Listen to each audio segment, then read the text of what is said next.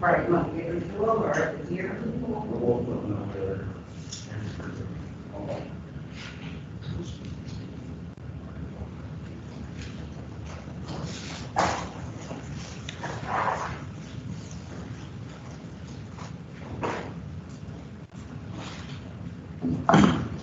Good morning, Wayne. Everyone please take your seats if you haven't already. We're getting ready to begin.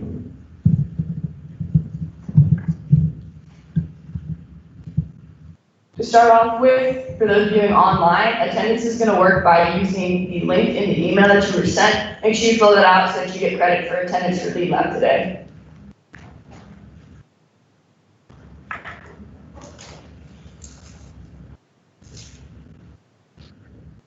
We're going to have Cadet Major Hill come up really shortly to discuss awards before we start.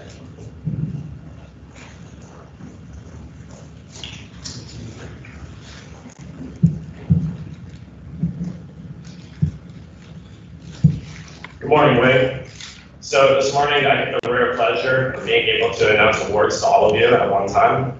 So finally, I get to do something with all of the Wayne. This is exciting for me. First off, I want to ask the question, what did Cadet Allen do?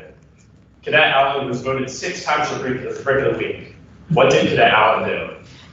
Well, to start off, Cadet Michael Allen from Gulf Flight hit reply all to one of Major K's emails. And if that wasn't bad enough, Cadet Allen also had an improper signature block. For these reasons, Cadet Allen has received Brick of the Week. Second off, we have Warrior Flight of the Week.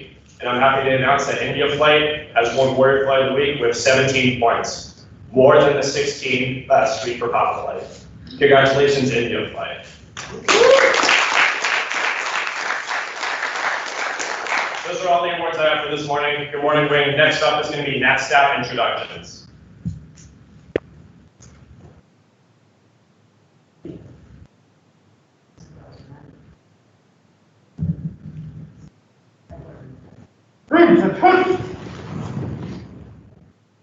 Please take your seats.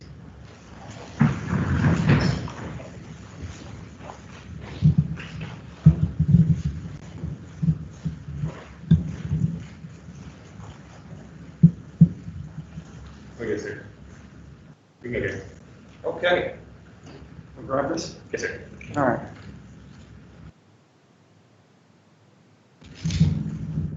All right, so hopefully everybody can hear me. What I'm about to do scares me just a little bit, and that is give Cadet Moeller a hammer, basically. So what happened last spring, and anticlimactically, as coronavirus spread across the country and we went virtual, is that your squadron, led by Cadet Moeller's efforts, was recognized by the national staff as the national commander for Arnold Air Society. Normally there's a change of command and much to do with the National Enclave about this. Unfortunately, all that was virtual. Yes, sir. Doesn't take away from the accomplishments of this young man and all those who support him in the Arnold Air Squadron. But goes with that is this amazing gavel. And here's even the better part. He is the only, in the Arnold Air Society community, Cadet Brigadier General. Just in case you didn't hear that, Cadet Brigadier General. For the entire nation. What's that mean? 127 squadrons in 11 regions. Cadet Moeller's authority over all that, and that's a lot of undertaking, especially with the full class load and everything else we do here at Det 157. So on behalf of the National Enclave, I'd like to first shake and hand over the gavel. Do we do pictures? All right, I heard some clicks. And offer you congratulations.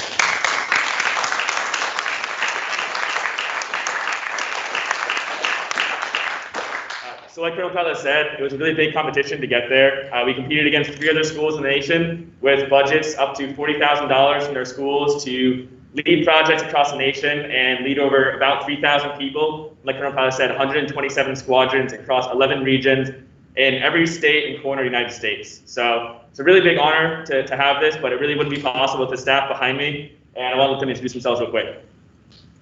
Good morning, everyone. I'm Cadet Turner, the National Vice Commander. Good morning, everyone. I'm Cadet Nielsen. I'm the National Director of Operations. Cadet Poole, National Director of Support. Cadet Pitt, I'm the National Director of Financial Management. Cadet Johnson, National Director of Information Management. Cadet Fairclough, National Director of Public Affairs. And if you're interested in the organization, you can follow us on Instagram at aas.sw. Woo! Cadet Bachelor, the National Director of Joint Relations. Cadet Hill, National Director of Training. So we have all of these staff members on our staff as well, and they each have an assistant that goes along with them of continuous people that help with those efforts along the way. And we lead this all the way until next spring with our next national conclave in Vegas in 2021. So if you are interested, you want to join, we're going to Vegas next spring, so go ahead and check it out. But on the squadron level, we have more awards, and that's for Cadet Nielsen's job. Yep.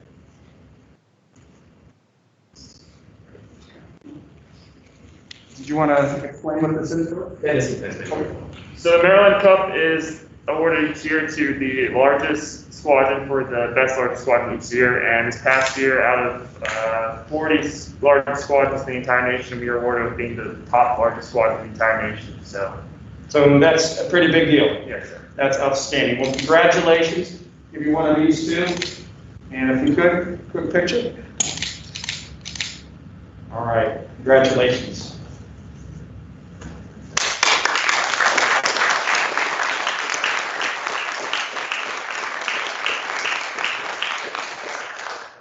Just had a few notes. One main thing I wanted to say about it is this is something I never thought would be possible when I came in as a freshman. It took about 2 years of hard work when we first started this project as a team. So the main thing I just want to get out there is that if this is something that you want to do, it's entirely possible. It doesn't require anybody to be any more special than anybody else. Anybody can do it. So that's all I have. Awesome. That's it. Thank you, everyone. Appreciate it.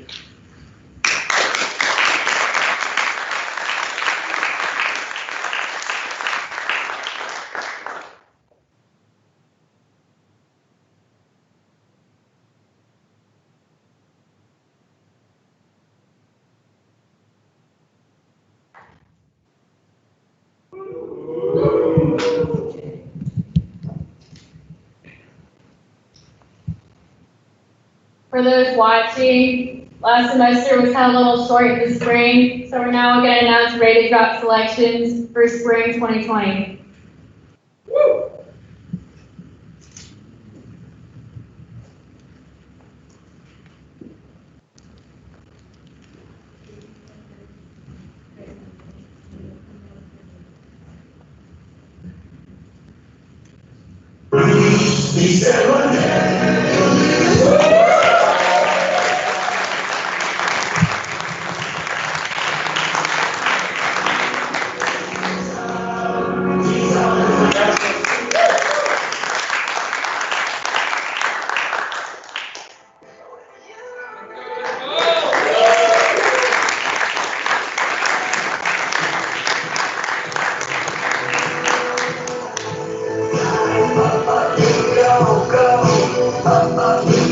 Nice job.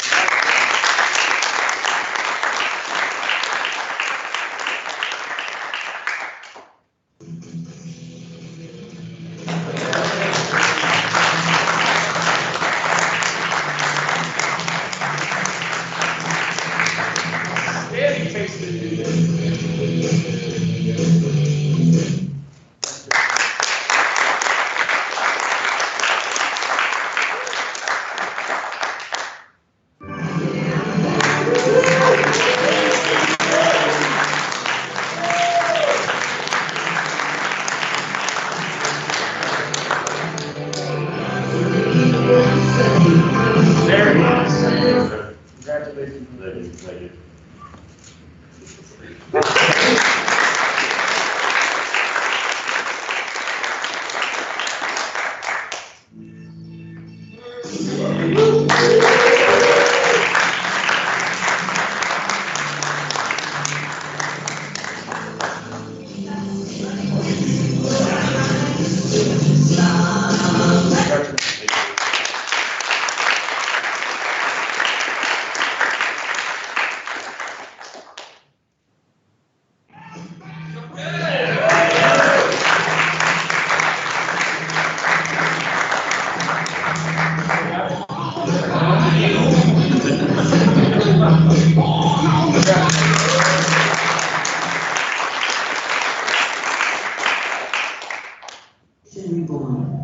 be with you all.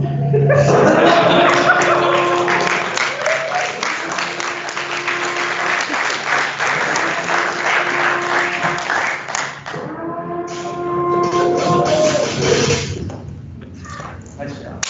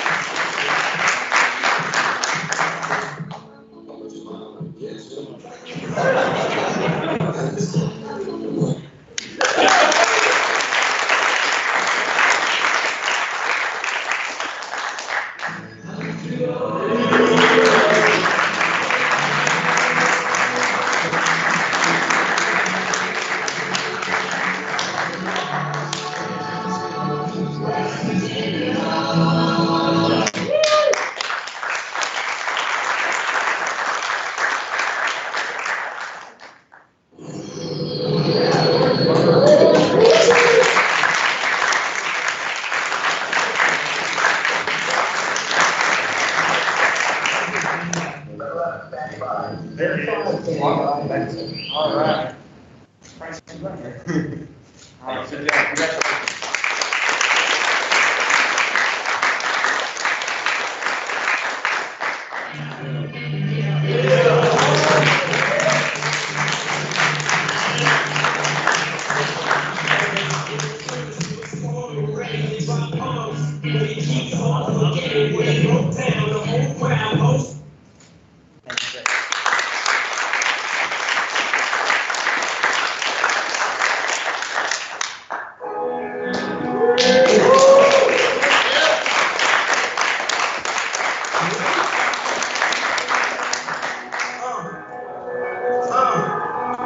I used to pray in times like this.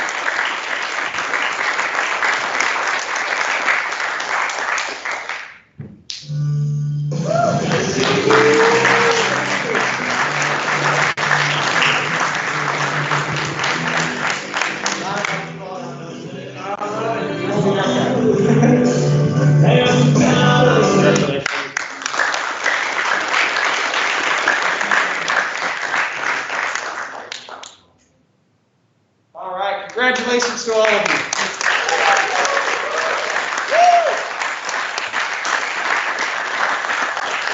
So for those up there that I can't see because of the lights, first, you got great taste in music. I recognize about 9 out of 10. That was awesome. And second, take care of yourselves between now and commissioning. Please, please, please take care of yourself. Those are coveted positions, but you all deserve it.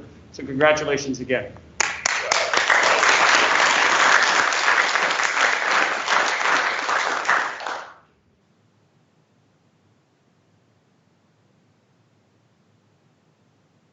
Alright, so like Colonel Patla said, for all those watching, if you work hard, one day you can get a rated slot for the United States Air Force. So going into our next segment, speaking of the United States Air Force, we recently got a new section of our branch, United States Space Force. So Captain Rose can tell you a little bit about it if you ever see him, but we have one cadet picked up for the United States Space Force this semester.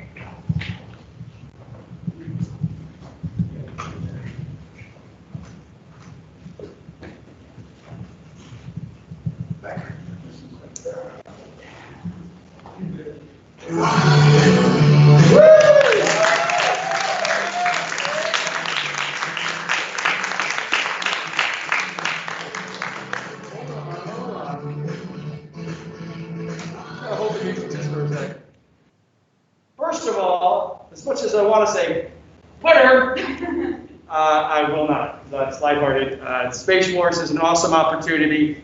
Well-deserved. Congratulations, Cadet Bedgar. For those who are still interested, there are going to be many other opportunities. This is just the first round, including the normal AFSC process. So just hold on tight. We'll run right out of the gate. You're the first, and I'm sure you're going to see a lot of, this is for better or worse, Captain Rose. So congratulations to you and wish you the best. Here we go.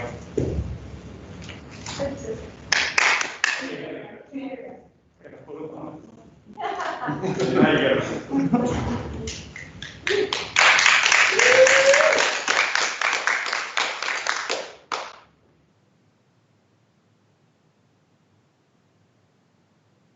Alright, so as many of you know, the United States Air Force's birthday is September 18th of this year. So we're going to go ahead and get started with our Air Force birthday celebration ceremony.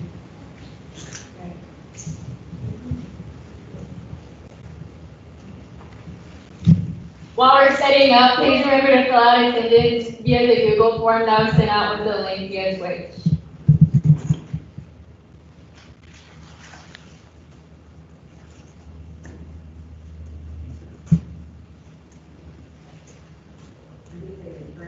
Yeah, you do the turn around.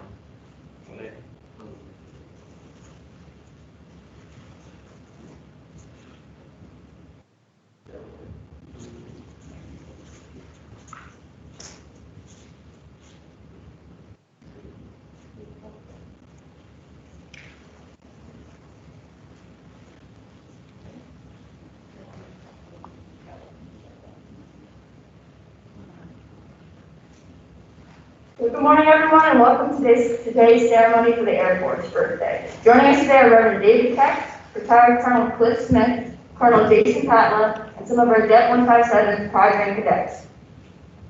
Please stand at this time for the national anthem.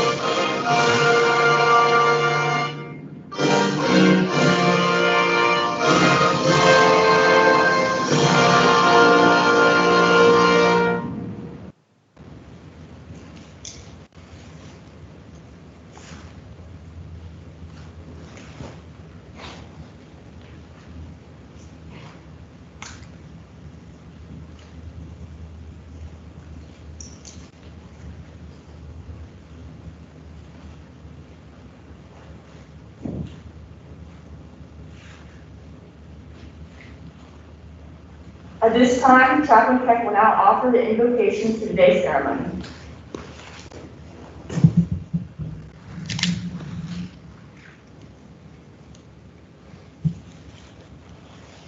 Well, good morning. Good morning. It's wonderful to be gathered here with you, both live and virtual. It's wonderful to be here, how the cadets have these wonderful careers ahead of them. I remember one of you in University 101, and so it's just a great delight. I'm a historian by training, so I love to see a community that celebrates its history, and the people that take its history seriously are going to have a great future. So let's give thanks. Thank you, dear God. Thank you for this day. It is the day which you have made. We rejoice and are glad in it. God, we thank you for all those who are currently serving in our Air Force. We thank you for all the work that they do, all the great efforts, the risks they're willing to take. We thank you for those who have come before, those who served, those who sacrificed. And we thank you for the cadets here and the cadets in the future. We thank you, you've given them a heart of service, a heart to do what is right, a willingness to take risks. So we thank you. We ask you to bless all the cadets, help them to take the legacy that they receive and to build upon it. Help them to take the great Air Force and make it even better, so they may serve you and your hope for the world. And let all God's children say, Amen. Amen.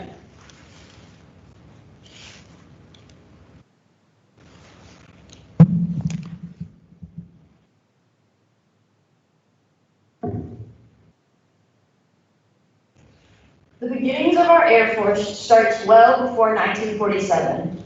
From the use of hot air balloons in the Spanish-American War to spy on enemy troops, to the use of airplanes in World War I and World War II under the Army Air Corps, the popularity of airplanes was growing rapidly in the world.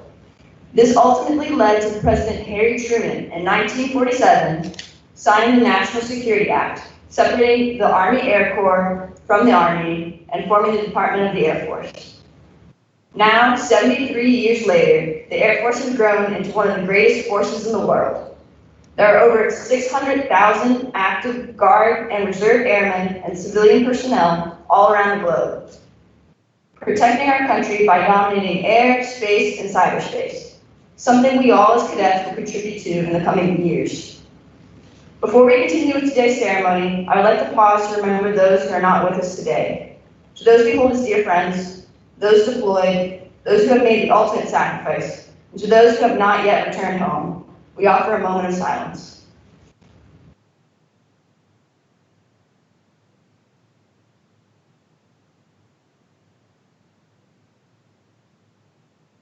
Ladies and gentlemen, at this time, I would like to introduce our detachment commander, Colonel Papa.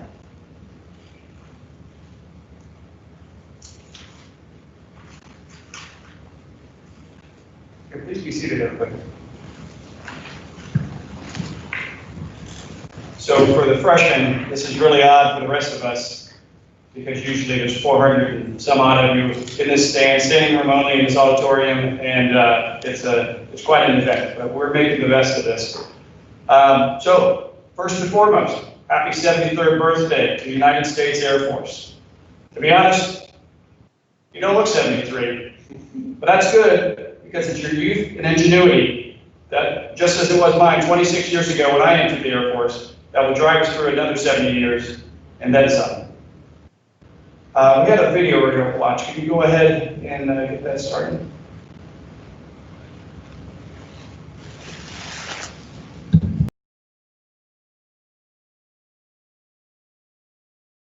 I am an American Airman. I'm an American Airman. I am an American Airman. I am a warrior. I have answered my nation's call. I am an American Airman. My mission is to fly, fight, and win. I am faithful to a proud heritage, a tradition of honor, a legacy of valor. I am an American Airman. Guardian of freedom and justice. My nation's sword and shield. Its sentry and avenger. I defend my country with my life. I'm an American Airman. Wingman. Leader. Warrior. I will never leave an airman behind. I will never falter. And I will not fail.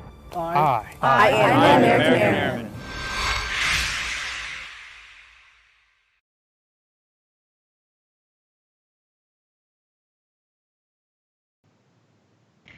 Okay, so a couple years ago, I threw a couple videos up there that showed the difference between the 50th anniversary, and I think at the time it was the 71st birthday, I should say, of the Air Force. And the difference we saw was between a focus on machine to a focus on the airman. So as the video you just watched reflects, while we cited the Airman's Treaty, we're a force in constant change. Those faces would not have been the same faces should a video been made like this 73 years ago, because the Air Force has changed. From technology and power, to our organizational structure, to diversity, and our culture. And specifically with respect to culture, what is and what is not acceptable in our Air Force has changed. Just thinking about, from your perspective, life without Amazon, smartphones, Uber, seems unimaginable, at least from your perspective. So likely were many of the written and unwritten cultural and even legal norms at the time when compared to today. Norms that we now view as socially and culturally insensitive or just downright wrong. From gender, to race, to sexual orientation, to religion. Many of the biases and limitations imposed by the more or less accepted culture of the time have changed with the times, as we have evolved as a society. Recently, our first African-American Chief of Staff, General Charles Brown, and our first woman to serve as the Chief Master Sergeant of the Air Force, Joanne Bass, has asked us not just to embrace change, but to accelerate change. Why? Because everything is at stake. And by everything, I mean primarily our national security. For everything else becomes irrelevant if we're not militarily secure as a nation. We have enjoyed decades and decades of dominance across the air domain, but times are changing. Similarly, space, a domain previously taken for granted, is no longer America's to dominate in an uncontested environment. Fact is, the United States has two peer-level nations to contend with, and their capabilities are growing. While we joked about the possibility of Space Force just 2 years ago with my first group of Detachment 157 seniors, here we are. We have a Space Force. Change happened, and it happened fast. And for all the right reasons, though, and much needed reasons. Beyond that, at 73, the Air Force also doesn't need new aircraft. It really needs new ideas. Instead of working inside the box or outside the box, do as we discussed just last week in Air Force 401. Throw away the box and innovate. Don't do as my generation did. Do better. This is your challenge. And of course, this pandemic. It's new to all of us. I mean, every human on the planet knew. At all levels of planning and decision-making, we have been forced to take the initiative in our day-to-day tasks, forced to self-manage and personally account, rather than wait for guidance. From Air Force headquarters down to our detachment, from 4-star general to you as individual cadets, all challenged with this first-in-a-century state of affairs. And with that, we must all continue to explore new and innovative ways of accomplishing the mission. You and your cadet wing leadership have succeeded in doing this last semester up through today, where many cadets across the nation have failed. And you've done it as the 3rd largest cadet wing in the nation, which I believe only makes the task even more difficult. And that is why this auditorium is not full of 448 cadets from these amazing detachment, as we have done in many years in the past, but here virtually, because conditions warranted and you innovated. In other words, some of the old hats understand the danger of saying this, but mission accomplished, and celebrating our 73rd anniversary of the Air Force, innovatively and tenaciously, powered by cadets and the future of our Air Force. Thank you.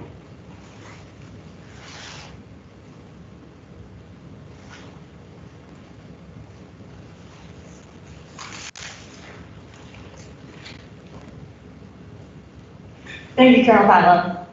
Now, I know many cadets are sitting back and thinking, what did the Air Force look like in the past? Well, no need to wonder any longer. Our very own mission support group was able to find rare and newly declassified pictures to share with you all.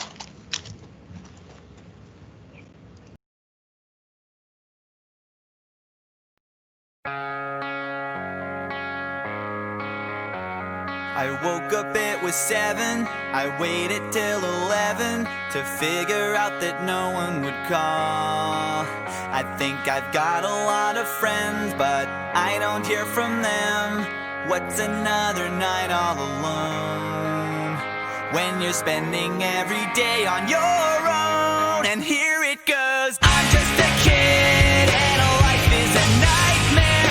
I'm just a kid, I know that it's not fair. Nobody cares, 'cause I'm alone and the world is having more fun than me tonight. And maybe when the night is dead, I'll crawl into my bed. I'm staring at these 4 walls again. I'll try to think about the last time I had a good time. Everyone's got somewhere to go, and they're gonna leave me here on my own. And here it goes, I'm just a kid and life is a nightmare. I'm just a kid, I know that it's not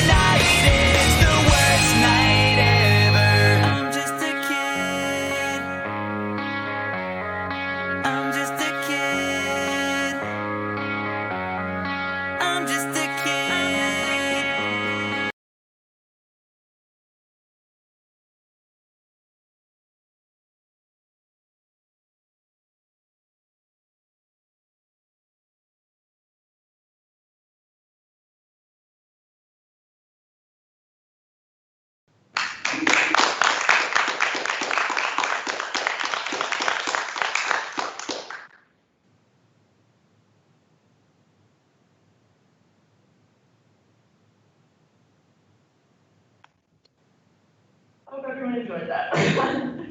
Thank you, Ms. Ivy, for that video. At this time, we'd like to introduce our guest speaker, retired Colonel Cliff Smith. Colonel Smith was a member of Ohio State University's ROTC program and commissioned as an officer in 1967. After completing pilot training at Laughlin Air Force Base, he went on to fly the C-7A in Vietnam and the KC-135 at Grand Forks Air Force Base, North Dakota. In 1975, Colonel Smith began working with air traffic control in the Air Force, first for the Chief Air Traffic Control in North Dakota, then as Communications Squadron Commander in Texas. He then spent 2 years instructing in the KC-135, then 4 more years as the KC-135 Squadron Commander. After 4 years serving in the Pentagon Air Staff, he was the Group Commander at Chanute Air Force Base, Illinois. He ended his career serving as the Director of Air Traffic Control, first for the Pacific Air Forces, then for Air Force Material Command, before retiring in 1997 as a 30-year colonel. Ladies and gentlemen, Colonel Cliff Smith.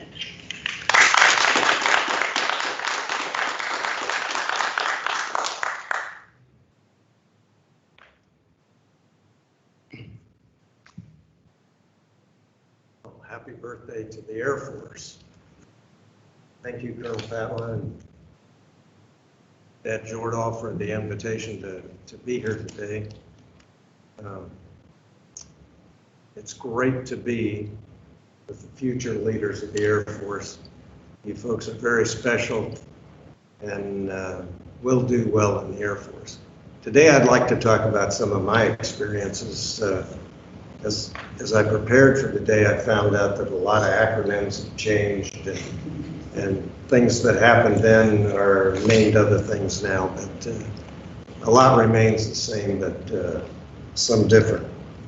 There was talk about the Army Air Force. I saw a stat for that in 1940, and in the 40s during World War II, the Army Air Force had 2.4 million Army Air Force people and 80,000 airplanes.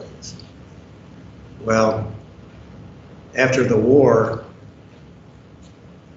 there was a different enemy, and it was the Air Forces came about, and the Strategic Air Command was built, and the rest of the Air Force, but the Strategic Air Command was to counter the Soviet threat. And the Air Force probably spent a significant amount of budget for about the first 15 years to develop that capability, and it all worked out very well when the Russians fell. I'm going to talk a little bit about my career, best jobs, some advice.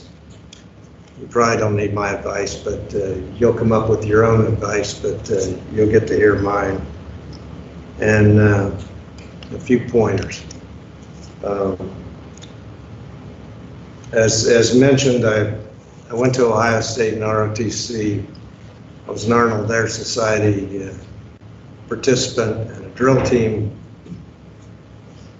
participant. That served me well. I went from there was a big need for pilots in those days for Vietnam. I went to pilot training at Laughlin, and then I was off to Vietnam in the C-7A Caribou, de Havilland Caribou. If you folks know about those, it's it looks like a miniature 130. Has 2 engines, can land at about 600 feet, and carries significant. A fair amount of weight. I enjoyed that tour very much because I was supporting the special forces out along the Vietnam border. These folks had small encampments and a little runway beside them, so we would take off from a 12,000-foot runway and land in a 800-foot runway.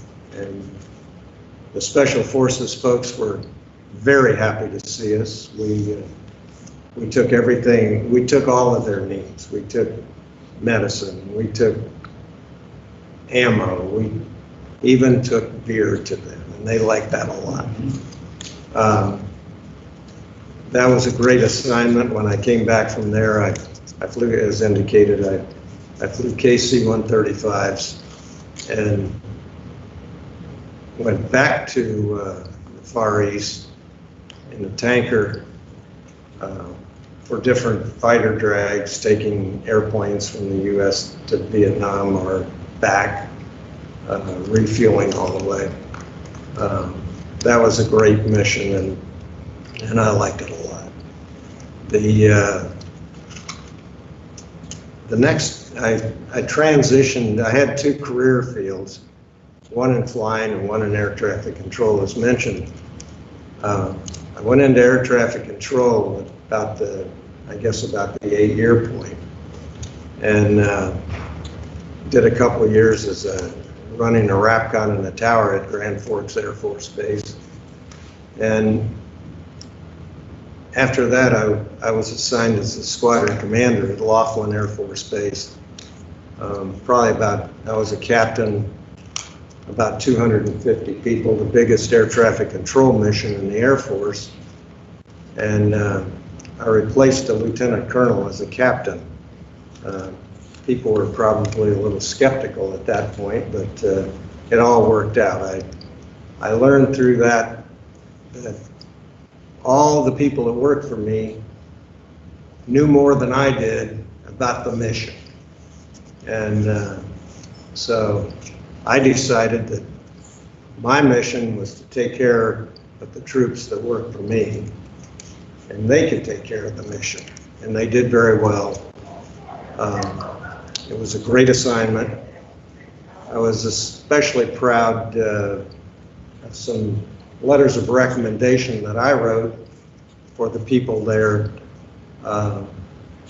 Two went to officer training school. They finished their education in Del Rio there. And two went to Bootstrap. It has a different name now, but the Air Force sent them to get 2 years more of college to get commissioned. And I sent one to the Air Force Academy. Now I didn't really do anything except provide recommendation letters, but I was very proud of the folks that worked for me there. It was great to send them off to new challenges. Another job I really liked was being an operations officer for a air refueling squadron. It was in Grand Forks as well. You might think that I was at a couple bases, remote bases more than once, and I was. But Grand Forks was very good to me, and I was there 3 times. But the operations job was great. I had 24 crews, 14 airplanes, and an alert mission. A third of the crews were on alert with fast response. A third of the crews were flying, doing daily stuff, and a third of the crews were deployed to either Europe, the Far East, or transiting the oceans with airplanes for refueling. Like I say, those were all good. I found that some things are important when you're in leadership positions. One is listening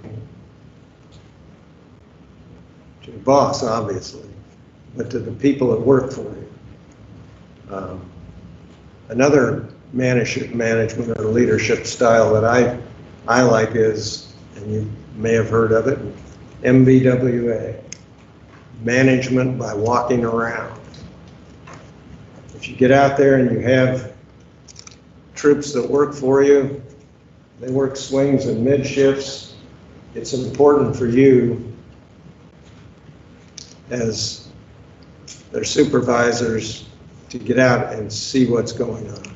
It's very important. You find out all kinds of things that way. You might find that people aren't getting paid properly and any number of other things that come up. But I found that you have to be a good listener. When you get on active duty, do your professional military education.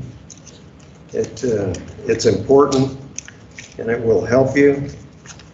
And see if I missed anything I wanted to talk about. Whether you spend a career in the Air Force or you get out after your initial tour, the Air Force will serve you well throughout your life. I worked after I retired from the Air Force.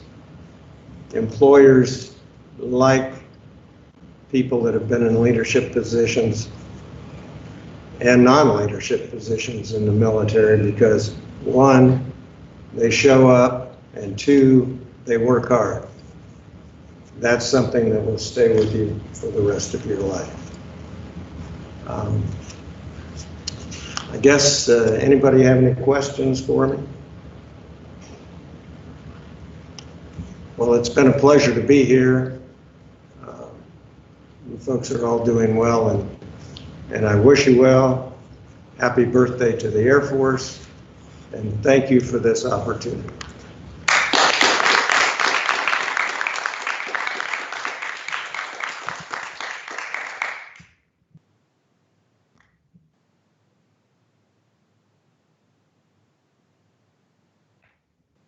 Thank you, Colonel Smith. I really appreciate you coming out today and sharing your wisdom and also your experiences with us. It means a lot, especially this semester. It's a little more difficult for us to have people coming in and really getting to talk to us. So even though most of us are virtual today, it's much appreciated, and I'm sure a lot of the cadets were very interested to hear. At this time, we'll begin the cake cutting ceremony to honor today's occasion. Onward, foot, draw, sword.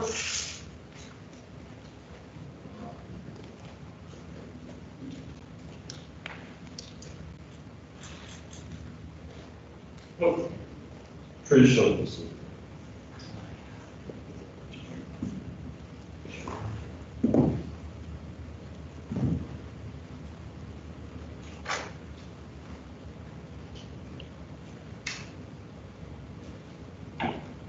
Traditional.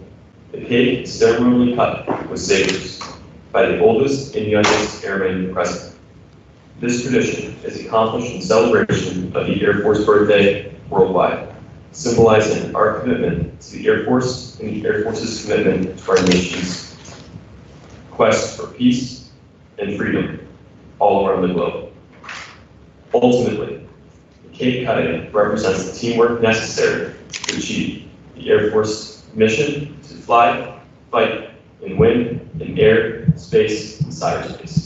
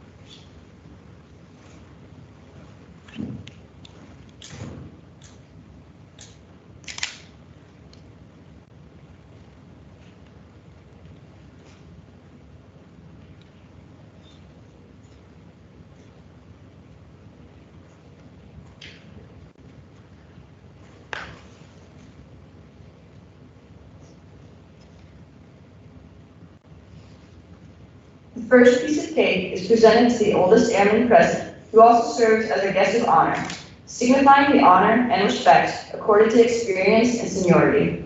The oldest airman today is Colonel Smith, a member of the Air Force for 30 years.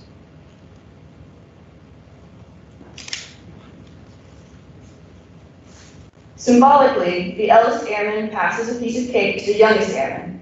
This represents the years of experience that senior airmen pass down to our airmen today.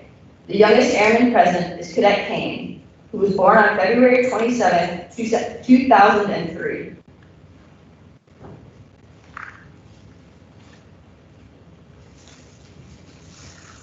This concludes today's ceremony. On behalf of DET 157, those here in person and watching virtually, I would like to thank Colonel Smith, Chaplain Keck, and everyone else who is here today to join us in celebrating the 73rd birthday of the Air Force.